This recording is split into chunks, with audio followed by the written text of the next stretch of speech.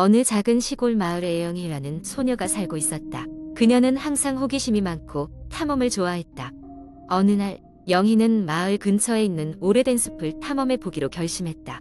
이 숲은 오랜 세월 동안 많은 전설과 미스터리를 품은 곳으로 유명했다. 밤이 되면 숲에서 이상한 소리들이 들린다는 소문은 이 마을에서 모르는 사람이 없었다. 영희는 부모님의 걱정을 뒤로하고 친구 지수와 함께 숲을 향해 갔다.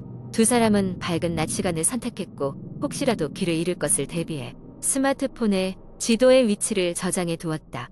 숲에 도착하자 영희는 왠지 모를 기묘한 기운을 느꼈다. 처음엔 그냥 기분 탓이라 생각하며 탐험을 시작했다. 숲의 나무들은 하늘까지 높게 뻗어 있었고 빽빽한 가지들로 인해 햇빛마저 가려져 있었다. 가끔 바람이 불면 오싹한 소리가 나며 나뭇잎들이 떨렸다. 시간이 지날수록 숲은 점점 더 깊어졌다. 매번 걷던 길이 반복되는 것처럼 느껴졌고 나무들 사이로 어두운 그림자들이 일렁거렸다. 지수는 조금 겁이 나기 시작했고 영희에게 돌아가자고 말했다. 그러나 영희는 한 가지 더 볼 것이 있다며 조금 더 들어가 보자고 설득했다. 두 사람은 이윽고 숲 깊숙한 곳에 있는 작은 폐가를 발견했다. 폐가는 마치 오랫동안 누군가의 방문을 기다린 듯 고즈넉하게 서 있었다. 문은 삐걱거렸고 창문은 먼지로 뒤덮여 있어 안을 보기 어려웠다. 영희는 흥미가 동했고 더 자세히 보기 위해 폐가로 들어갔다. 안으로 들어가자마자 차가운 공기가도 사람을 감쌌다. 내부는 오래된 가구와 낡은 커튼으로 가득했다. 벽에는 오래된 사진들이 걸려 있었는데 먼지와 곰팡이로 인해 누가 찍힌 것인지 분간하기 어려웠다. 그때 영희는 책상 위에 놓인 낡은 일기장을 발견했다. 그녀는 호기심에 일기장을 펴봤다. 일기장은 수십 년 전 이 집에 살았던 한 소녀의 이야기였다. 그녀는 혼자 있는 것을 두려워했고 밤이 되면 이상한 소리들이 그녀를 괴롭혔다고 적혀 있었다. 소녀는 결국 이 집을 떠났다고 마지막 장에 간신히 적혀 있었다. 영희가 일기장을 덮으려는 순간 갑자기 창문이 쾅 하고 열리면서 찬바람이 불어 닥쳤다. 두 사람은 깜짝 놀라 소스라치며 뒤를 돌아보았다. 그 순간 벽에 걸린 오래된 사진 한 장이 눈에 들어왔다. 사진 속에는 그 일기장의 주인공으로 보이는 소녀가 웃고 있었다. 그런데 사진 속 소녀의 눈이 이상했다. 마치 두 사람을 노려보는 것 같았다. 점점 더 기분이 나빠진 영희와 지수는 서둘러 집을 나섰다. 그러나 밖은 이미 어두워져 있었고 숲은 더 이상한 소리로 가득 찼다. 길을 따라 가려 했지만 숲은 끝이 없을 것처럼 계속 이어졌다. 그때 어디선가 왠지 모를 흥얼거림 소리가 들려왔다. 두 사람은 점점 두려워졌고 발걸음을 재촉했다. 결국 가까스로 숲을 빠져나온 두 사람은 그날 밤 집으로 돌아왔지만 그날 이후로 몇 주 동안 악몽에 시달렸다. 밤마다 꿈속에서 숲을 헤매고 그 소녀의 웃는 얼굴을 보게 되었다고 한다. 영희와 지수는 다시는 그 숲 근처에 가지 않겠다고 다짐했다. 그리고 그로부터 몇 년 후 그 숲은 누군가의 개발로 인해 사라지게 되었다고 하지만 여전히 그곳에 가면 찬바람을 느낄 수 있다는 소문이 마을에 돌고 있다. 그리고 그 폐가의 자리에 새로운 집이 지어졌지만 그곳에 사는 사람이 왜 버티지 못한다는 이야기가 전해진다. 두 번째 이야기. 몇몇 친구들과 함께 여름 휴가를 맞아 시골로 여행을 떠났다. 도심에서 벗어나 조금은 한적한 곳에서 함께 시간을 보내고 싶었다. 그래서 묵을 곳을 찾던 중 앨번에서 특별한 장소를 발견했다. 이곳은 한적한 마을 끝에 자리 잡고 있는 오래된 한옥이었다. 주인장은 한 가지 주의사항을 남겼다. 뒤뜰에 있는 오래된 창고에는 절대 들어가지 말 것. 첫날은 오래된 시골길을 산책하고 근처 마을을 탐험하며 즐겼다. 밤이 되자 집주인의 경고가 조금씩 호기심을 자극했다. 친구들 사이에서는 괜히 겁주는 이야기 아니겠냐며 웃고 넘어갔다. 하지만 밤이 깊어지자 왠지 모를 오싹한 느낌이 들기 시작했다. 둘째 날 친구 중 한 명이 농담 반 진담 반으로 창고에 가보자며 이야기를 꺼냈다. 우리는 장난삼아 볼까 싶어 뒤뜰로 향했다. 창고의 문은 녹슨 자물쇠로 단단히 잠겨 있었다.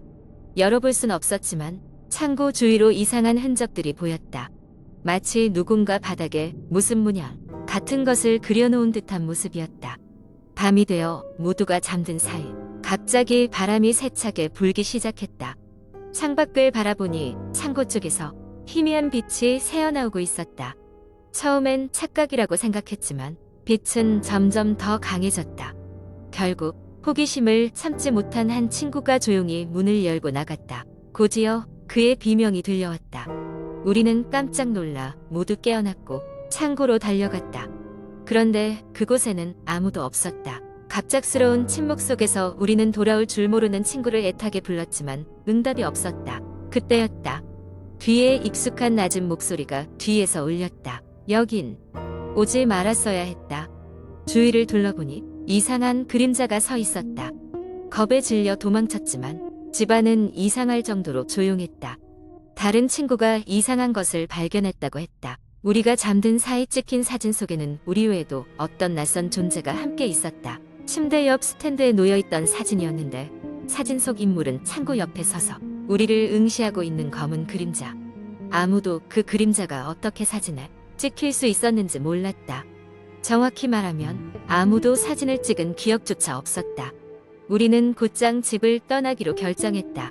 그러나 그곳을 빠져나오는 길에 또다시 그 목소리가 따라붙었다. 이번엔 더 가까이, 귓가에 속삭이는 소리였다. 계속 돌아올 것이다. 우리가 다 돌려받을 때까지. 집으로 돌아온 후 우리는 그 일을 잊으려 애썼다. 하지만 집으로 돌아온 이후에도 그날의 기억은 쉽게 사라지지 않았다. 매일 밤 꿈속에서 낮은 속삭임이 들려왔고 그 창고 앞에 서 있는 자신의 모습을 지켜보는 꿈을 꾸었다. 몇 달 후 친구들은 한 명씩 이상한 사고를 당하기 시작했다. 처음에는 단순한 불운이라 생각했지만 사고의 빈도가 점점 증가했고 점차 심각해졌다. 우리는 결국 그 기이한 일이 그 창고와 관련이 있다는 결론을 내릴 수밖에 없었다. 남아있던 용기를 짜내어 우리는 다시 그곳에 가기로 결심했다. 봉인된 장애물을 풀어내고 그 안에 깃든 비밀을 밝혀야만 했다.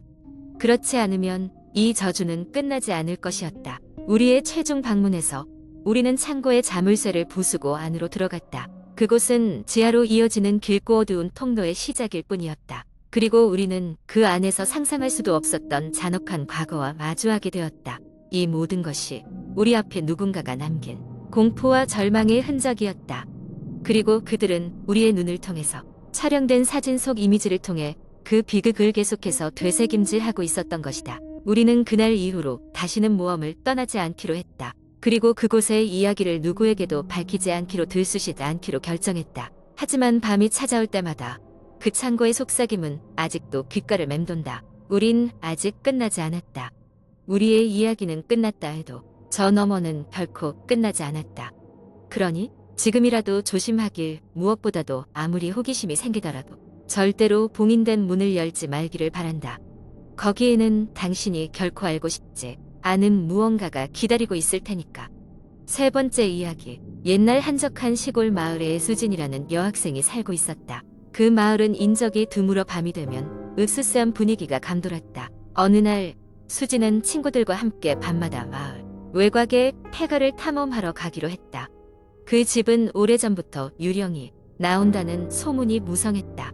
어른들은 그 집에 가지 말라고 경고했지만 친구들은 호기심에 차서 겁도 없이 모험을 감행했다. 어느 캄캄한 밤 수진과 친구들은 손전등을 들고 폐가로 향했다. 문은 오래되고 삐걱거려 쉽게 열리고 그들은 안으로 들어갔다. 집 내부는 먼지와 거미줄로 가득했고 한기가 몸을 감쌌다. 첫 번째 방으로 들어가자 벽에는 오래된 가족 사진들이 걸려 있었다. 하지만 이상한 점은 모든 사진 속 사람들이 정면을 바라보고 있지 않고 고개를 돌리고 있다는 것이었다. 친구들은 사진 속 인물들이 안쓰러워 보인다며 신경 쓰지 않으려 했지만 수지는 불길한 느낌을 지울 수 없었다. 그들이 두 번째 방에 들어갔을 때 갑자기 문이 쾅 닫혔다. 친구들은 서로 놀라 비명을 질렀지만 곧이어 폭소를 터뜨렸다. 아마도 바람이 불어서 문이 닫힌 것이라며. 그러나 수지는 서늘한 공기를 느끼며 다가올 일을 예감했다. 방 한 구석에는 낡은 피아노가 있었고 친구들 중 한 명이 장난스럽게 건반을 두드리기 시작했다. 그때 갑자기 피아노에서 혼자 소리가 나기 시작했고 아이들은 즉시 그 방을 뛰쳐나왔다. 공포심에 사로잡힌 그들은 집을 빠져나가려 했지만 길을 잃고 말았다. 폐가는 그리 크지 않지만 그들은 이상하게도 같은 방을 반복하여 지나고 있었다. 시간이 갈수록 공포는 더욱 커졌고 모두들 어서 집 밖으로 나가고 싶었다. 수지는 침착하려고 애썼지만 두려움이 점점 그녀를 사로잡았다. 그때 수지는 집 한쪽 벽에 이상한 문양이 새겨져 있는 것을 발견했다. 그것은 이 마을에 전해 내려오는 고대의 문양으로 악령을 봉인하는 역할을 한다는 전설이 있었다. 수진이 문양을 자세히 보자 그것이 희미하게 빛나기 시작했다. 그녀는 신기한 마음에 손을 대보았고 순간 시야가 흐려졌다. 눈을 떴을 때 수지는 친구들과 함께 집 밖에 서 있었다. 모두가 멍한 표정으로 서로를 쳐다보았고 언제 그곳을 빠져나왔는지 기억이 나지 않았다. 그 경험 후 그들은 누구도 다시는 그 폐가에 가지 않았다. 수지는 자신이 본 문양에 대해 가족에게 이야기했고 부모님은 놀라며 집안 이조 부모님의 기록을 꺼냈다. 거기에는 그 집에 얽힌 오래된 비극과 함께 그 집에 아직도 봉인된 영혼들이 있다는 기록이 적혀 있었다. 수지는 그날 이후로 결코 그 밤의 일을 잊을 수 없었다. 시간이 흘러도 여전히 문양의 비밀과 그들의 탈출이 어떻게 가능했는지에 대한 의문은 풀리지 않았다. 아마도 그 집에 갇힌 영혼들이 자비를 베풀었던 것이었을까?